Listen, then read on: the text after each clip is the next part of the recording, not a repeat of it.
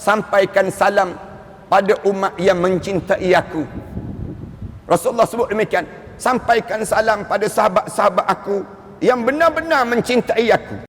Bagaimana kita nak suruh dah hidup kita ni menemui syurga Allah, berjumpa dengan syurga Allah? Kena jawab tentang Nabi Muhammad sallallahu alaihi wasallam. Kena kenal Rasulullah, bukan sekadar kenal Rasulullah, kena merapatkan diri dengan Rasulullah. Dalam hidup kita ni, saya sebut banyak kali, hidup ni tak perlu dekat dengan yang di Pertuan Agong, tak perlu dekat dengan Perdana Menteri, tak perlu dekat dengan siapa, orang-orang tertentu dalam hidup ini, tapi yang diperlu dekat terhadap Rasulullah dan dekatkan diri kita kepada Allah. Dua ni perlu didekatkan dalam hidup kita. Bukan semakin lama kita hidup semakin jauh dengan dua ni. Dalam hidup kita ni kena sentiasa dekat. Usaha pada diri kita ni mendekatkan diri kita kepada Allah. Yang kedua, berusaha mendekatkan diri kepada Rasulullah sallallahu alaihi wasallam. Ni usaha kita lah. Tuan-tuan tak perlu berusaha mendekatkan diri dengan orang kaya. Tak perlu. Dalam hidup kita ni nak mendekatkan diri dengan pemimpin-pemimpin utama. Tak perlu untuk mendekatkan diri dengan selebriti-selebriti tersebut atas dunia ni. Tapi yang kita perlu dekat dengan siapa? Dekat pada Rasulullah, sehingga kan Rasulullah kenal kita, sehingga kan kita mesti memperkenalkan diri kita, keluarga kita, masyarakat kita kepada Rasulullah sallallahu alaihi wasallam. Dan kepada siapa? Kepada Allah. Ini usaha dalam hidup.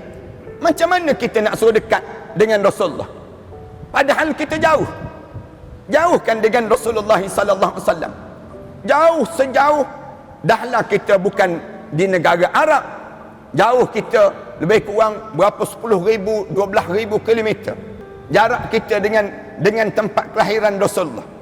Kemudian bangsa pula bukan sama dengan bangsa Rasulullah, kita bangsa Melayu je, manakala Rasulullah berbangsa Arab, Quraisy nak sebutnya. Kemudian jarak masa pula 1500 tahun jaraknya. Macam mana kita nak suruh dekat sebagaimana yang disebut oleh Rasulullah sallallahu alaihi wasallam pada sahabat-sahabat? Rasulullah sebut pada sahabat-sahabat, bila Rasulullah duduk dengan sahabat-sahabat, Rasulullah kata, sampaikan salam pada umat yang mencintai aku. Rasulullah sebut demikian, sampaikan salam pada sahabat-sahabat aku yang benar-benar mencintai aku.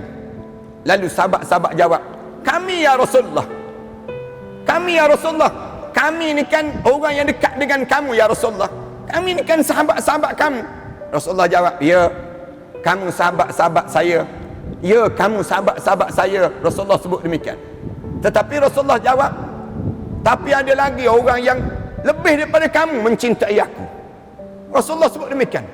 Sahabat-sahabat terkejut, ada ya Rasulullah, ada ke orang yang sebegitu ya Rasulullah? Rasulullah jawab, ya.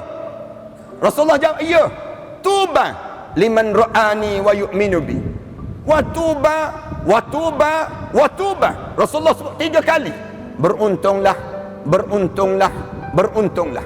Rasulullah sebut yang pertama, Rasulullah kata tuba, beruntunglah, liman ra'ani wa yu'minu bi, siapa yang melihat aku kemudian dia beriman padaku, beruntung. Macam kamu ni, Rasulullah kata, kamu nampak aku kan, senang kamu nak beriman dengan apa yang aku bawa. Tapi Rasulullah kata, beruntunglah, beruntunglah, dan beruntunglah. Siapa yang 3 kali beruntung? Liman lam yarani wa yu'minu bi, orang yang tak pernah melihat wajah aku kemudian dia mencintai aku. Tak kepelik dia panggil demikian.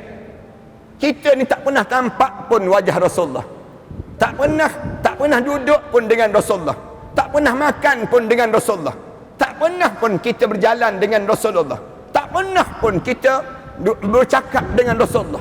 Tapi cinta kita ni melampaui daripada sahabat yang duduk depan Rasulullah, melihat wajah Rasulullah, kemudian beriman dengan apa yang dibawa oleh Rasulullah sallallahu alaihi wasallam.